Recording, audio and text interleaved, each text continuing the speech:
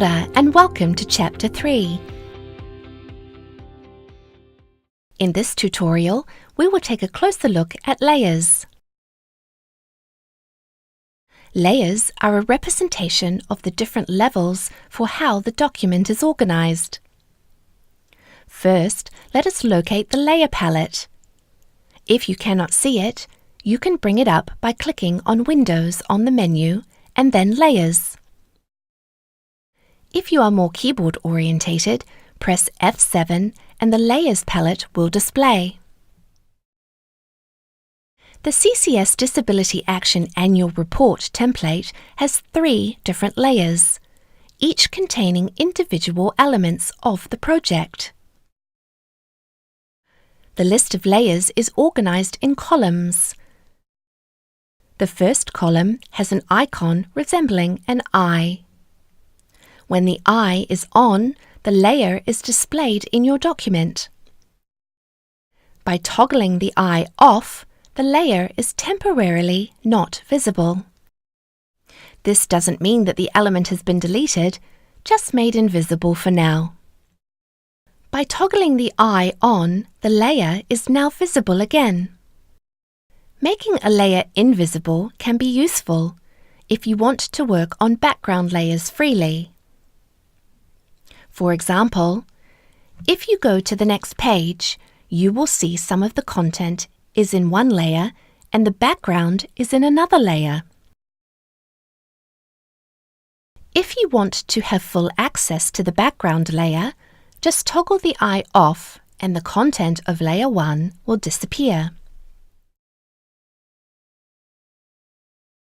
Once you are done with editing, just toggle the eye icon on again and the content will reappear. Next to the eye, you have an empty space. If you click on it, a lock will appear. This means that the layer is now locked and cannot be modified.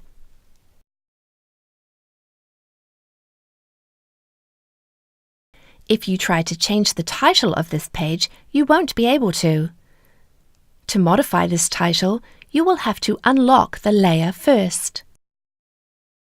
Now you can change the title as you wish. Next to the lock, you will see a little colored bar.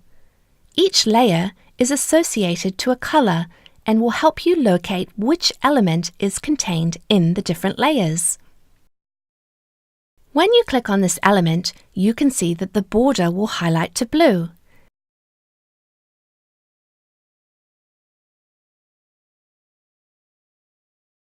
That means this element is associated to the layer named Layer 1. When you click on the background image, you can see that its borders highlight to green, which means it belongs to the background image layer. To view the content of each layer, press on this little arrow.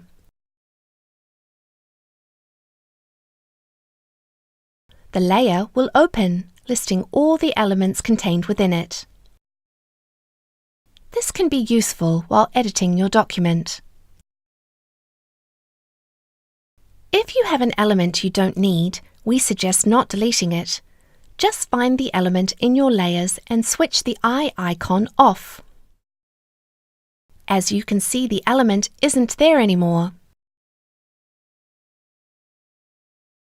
But if you need it back, simply toggle the eye icon on and the element will be displayed again. Also, the lock can be done on an element basis.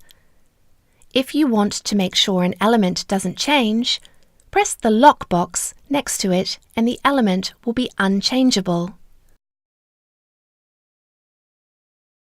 But if you need to change it later on, you can just unlock it and you will be able to modify it again. If multiple people are working on the same document and you can't change an element, the lock is probably turned on. In this case, just scroll through the layers list and find the locked one. Then click on the lock icon to modify it. If you need to rename a layer, double-click on it and type a new name. Once renamed, press OK.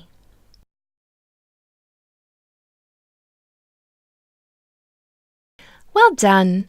Now you have a better understanding how the layers are used and organized.